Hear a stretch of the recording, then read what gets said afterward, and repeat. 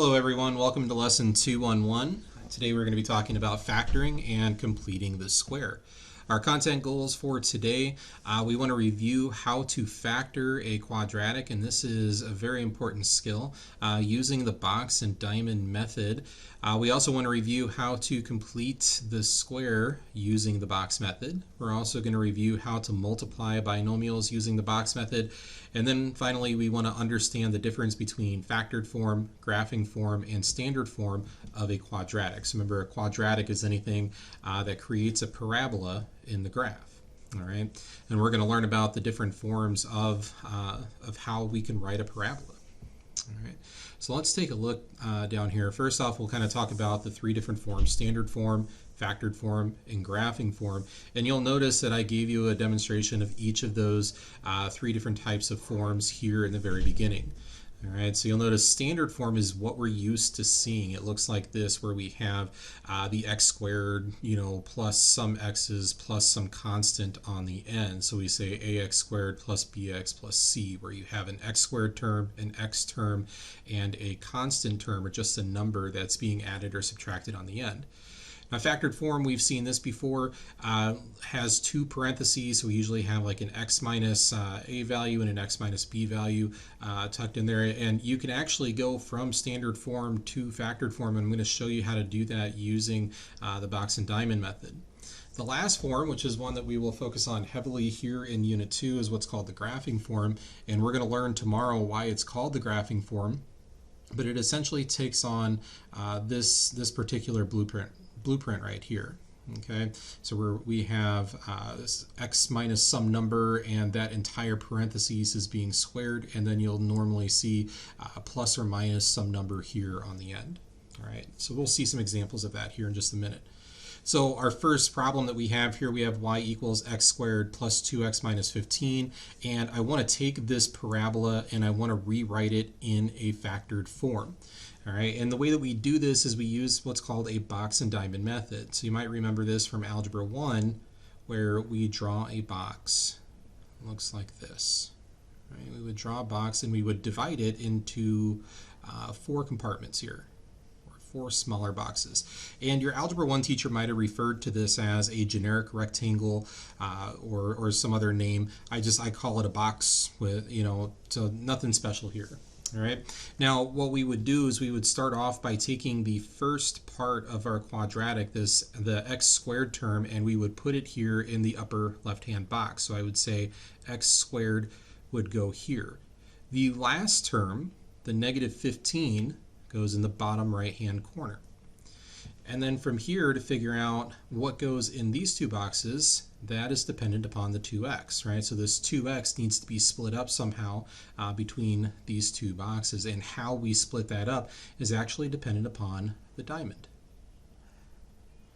Okay, so we know that these two boxes have to add to give us 2x, because that's what's left of our equation here. So I'm going to put a 2x in the bottom of my diamond.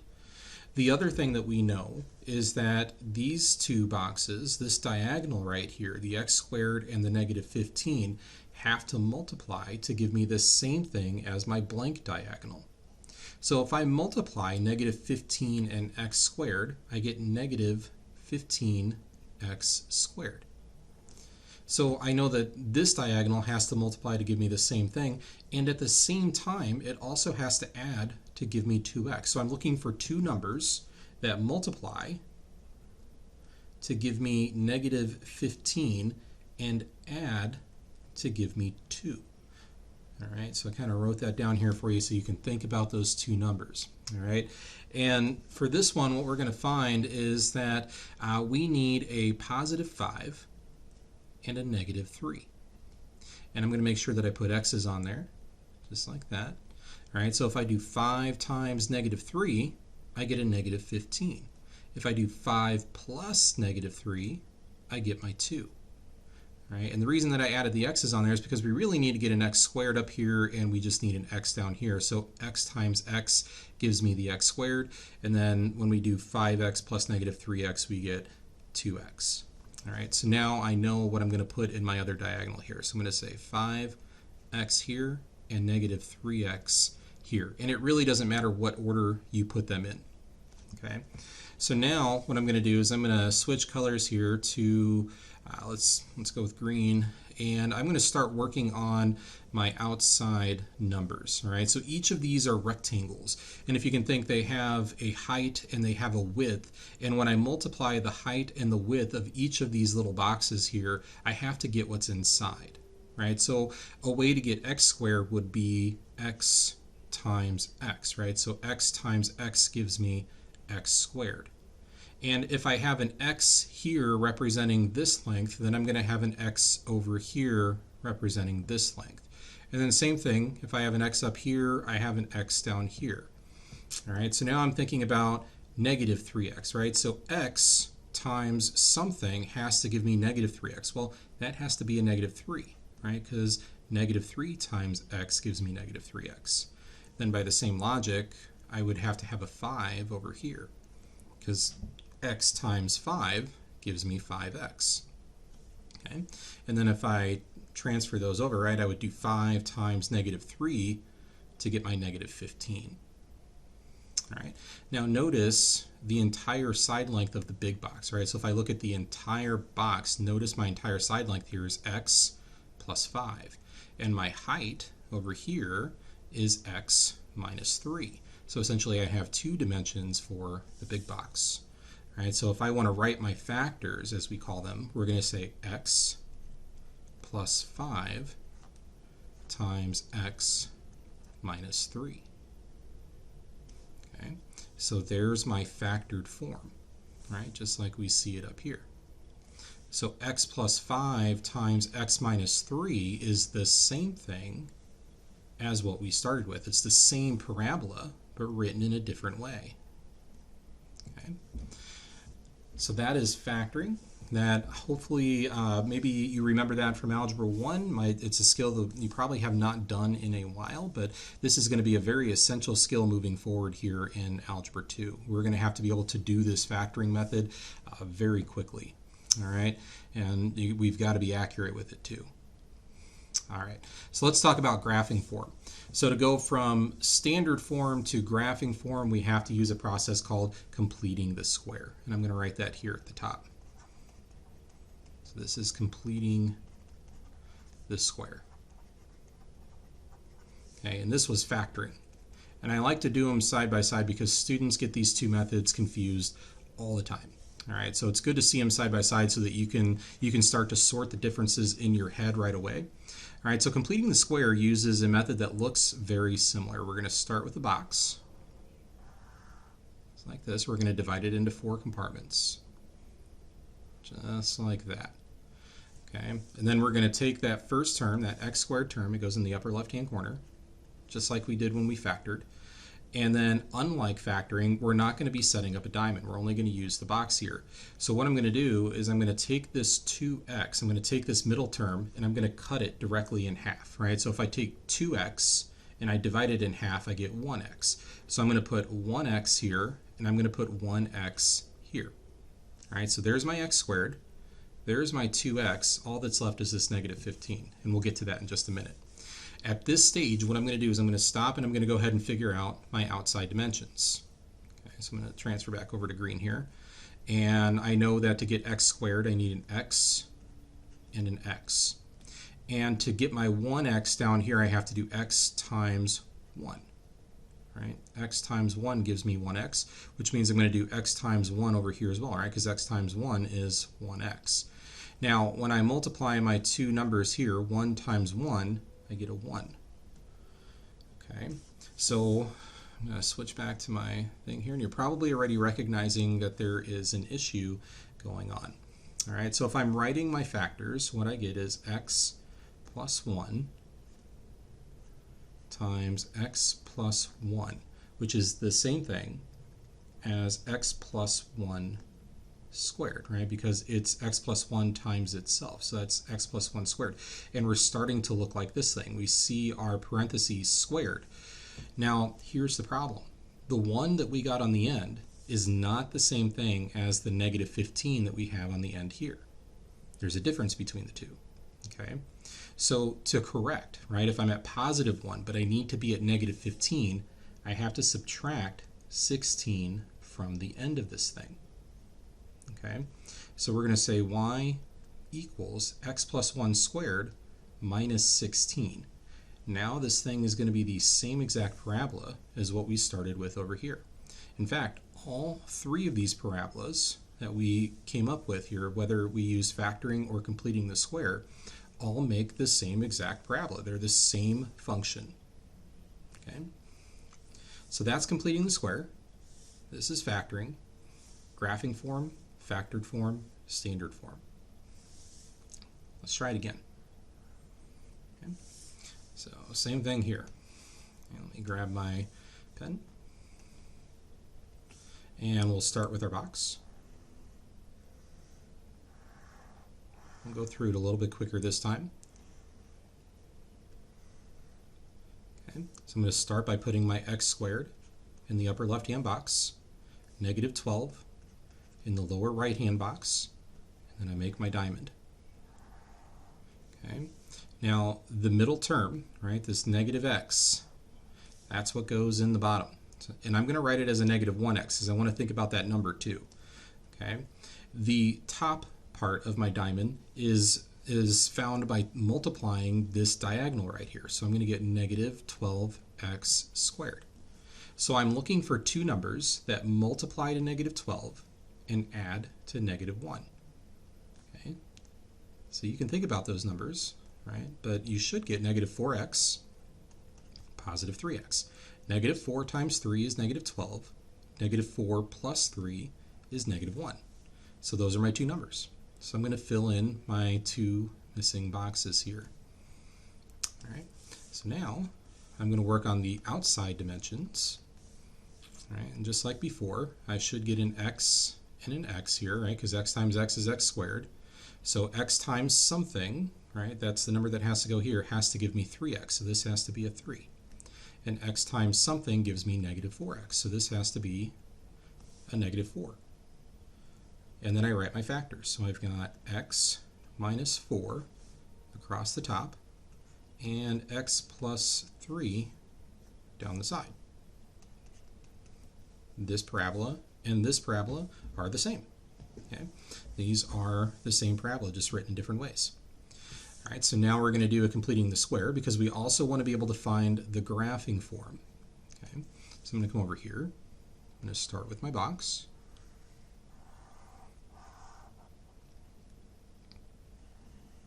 So there's my box.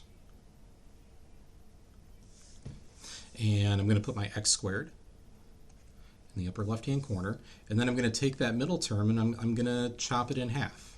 Okay, so this is going to be negative 0.5x and negative 0.5x, right? Because if I chop 1 in half, I get a half, right? And then I start filling in my outside dimensions, and this is going to be weird because we do have decimals, but the thing is with completing the square is that it works no matter what. Okay, so it's always going to work. You can always do it because you can take any number and chop it in half. All right, so x times x gives you x squared. Well, x times negative 0.5 gives you negative 0.5x, and we'll also get a negative 0.5 down here. And you start to see why they call it completing the square. If you look at our first example up here, this becomes a square because the length and the width are the same exact thing, right? Just like it would be in a square. And we end up with the same thing here, right? So the height and the width here are exactly the same, which would make it a square, right? So that's why they called it or named the process completing the square. All right, so we've got to fill in our bottom right-hand box here. So negative 0.5 and negative 0.5, if I multiply those two, I get positive 0.25.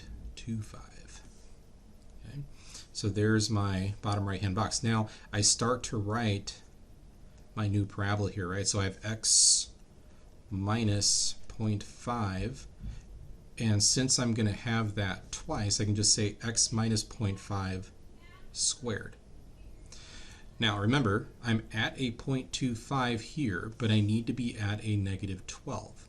So I'm going to have to subtract 12.25 off the end to go from 0.25 down to negative 12. So this parabola that we see here is the same as this parabola, which is the same as this parabola. All three of these are the same thing, just again in a different form. All right, last one here. Now this time we're starting in factored form. All right, and here's my y equals. We're starting in factored form. So let's go from factored form back to standard form first.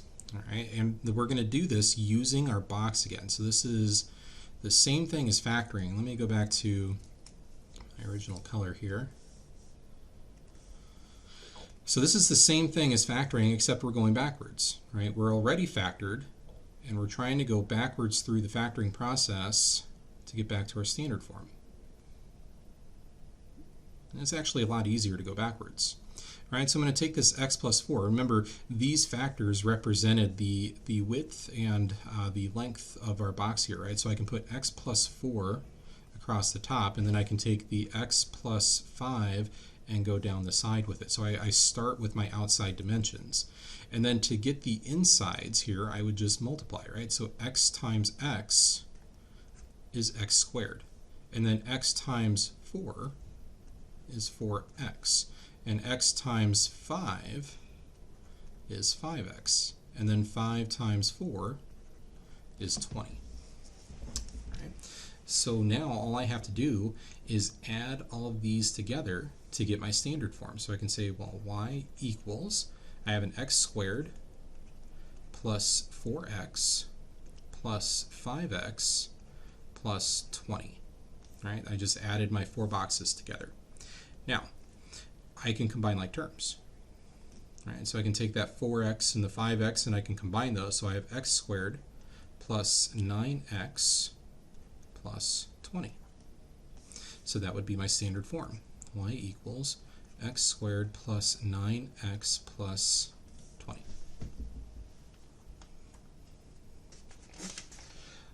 Now, we want to get our graphing form still, so now I can go from standard form to graphing form using my completing the square process. Let's see what happens with that.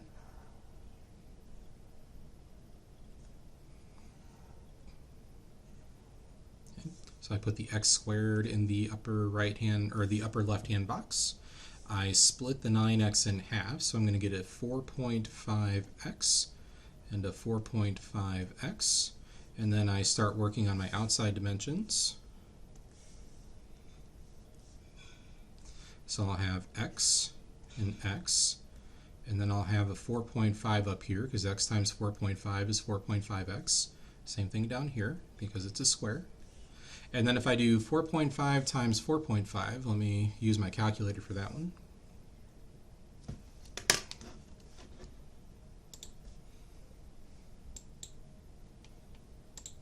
So I'll go 4.5 times 4.5, and we get 20.25. Okay. And then I start writing my equation. So I've got y equals, I'll have, pen is going crazy here.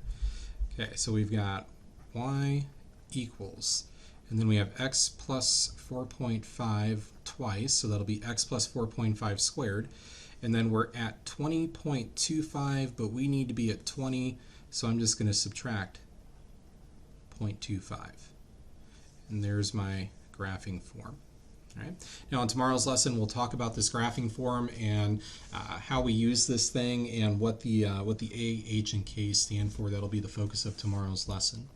All right, guys, that's it for today. Have a great day. Good luck on your daily practice.